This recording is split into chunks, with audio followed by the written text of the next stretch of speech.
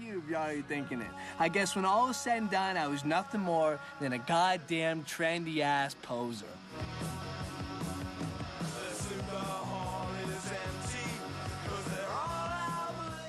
Punk rock is a subculture that revolved around hardcore, aggressive, loud rock music. It became popular in the 70s and 90s, and it was typically a movement for the people.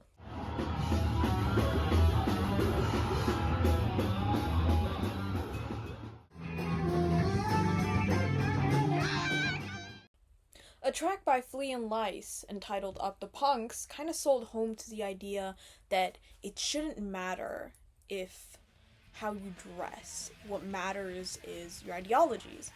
In a lyric, and I quote, "I don't care if you got a mohawk or two, what counts is in your head. I don't care if you've got piercings or tattoos, what counts is in your head." For many of you who are new to the subculture, let me make things very clear. Punk rock isn't just gelled up hair, studded belts, and gouge piercings.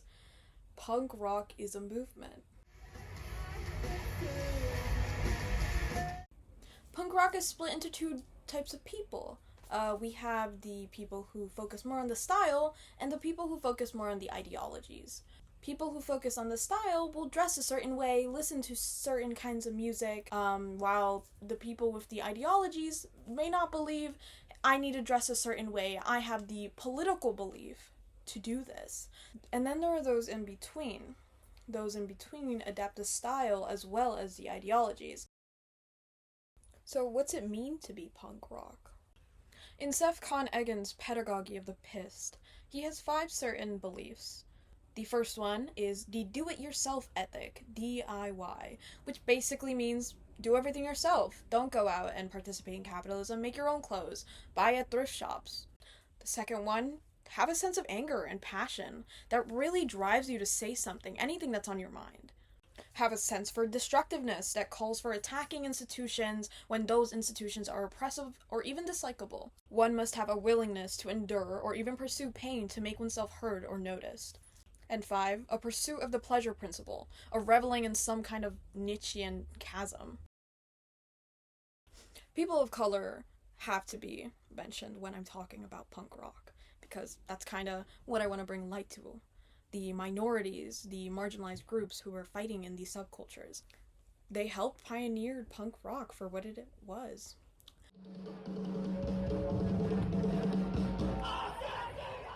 For example, Los Crudos. They were a pioneering Latino hardcore punk band from Chicago. They helped create a space for Latin people within the punk scene, which was predominantly white. Their songs were anthems for generations to come. That's right, motherfuckers, we are that spit band. It's because there were people who involved in this music scene or whatever referred to Los Crudos as a spit band.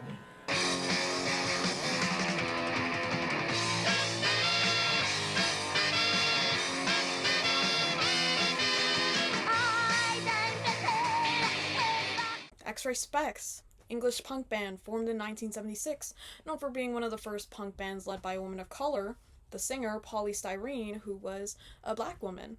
The band was distinctive and they had a jazzy saxophone kind of feel to them.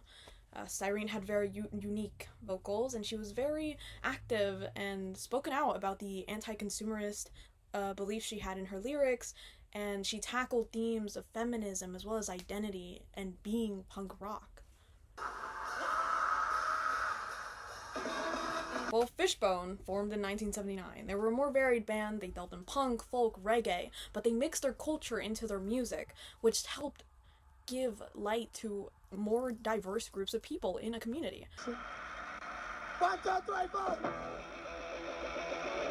Pure Hell, a band formed in 1974 who were considered America's first black punk band. They've got a great sound. I highly recommend checking them out.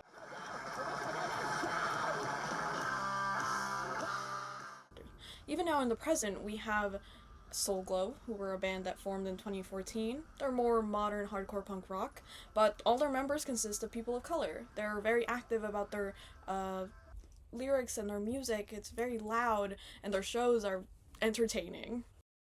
Section, I've got some very special guests who we'll be answering some questions.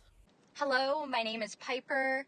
I am 22 years old. I am a recent graduate from the Savannah College of Art and Design in Savannah, Georgia. SCAD has a very large kind of punk and DIY music scene. I also have worked in radio, both college radio and public radio, community radio, nonprofits, things like that.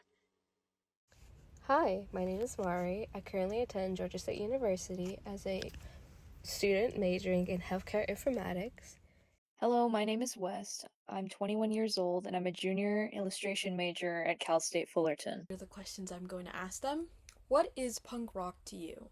I would say that punk rock and punk, especially in 2025, are very interchangeable, but punk rock, as its intended definition, is the musical subgenre associated with the punk community that takes on a rock sound, but instead of having the thesis of sex, drugs, rock and roll, it has a lot more to do with punk values, social and cultural change and power to the people and things like that you see in a lot of punk cultures. Number 2, what do you think their ideology should be? What I think their ideologies should be focuses on the antis of what we perceive as the social norm, right? Usually if you look at punk rock or even the music, such as bands like Rise Against the Machines, the Ramones, or even Green Day, these bands tend to be very anti-establishment, anti-consumerist, and also very quote-unquote woke. I only say that because right-wing media uses Green Day, for example. It says oh, when I used to listen to them back in high school, they weren't so woke, but now they're woke. These bands specifically tend to be very, I would say, left-leaning, but I feel that's not the right political words to use for them, I guess. In the same way that punk rockers can also be socialists, or they can also be anarchists or whatever, any of the isms. And finally, do you think anybody can be punk rock despite how they look? I do think that anybody can be punk rock despite how they look. Full stop. They can, as long as they, it's a belief system, really. That's what it is. People tend to reduce it to aesthetics and just some of the music, but it's more than that. Closing statement. Punk rock is a very unique subculture. It is built upon a large history, and it's very hardcore music. It's important to respect their ideas and the people in those subcultures who are really just trying to get their voices heard. And I hope you learned a little more about punk rock and are able to maybe listen to some of the music. Thank you for listening. 1, 2, 3, 4.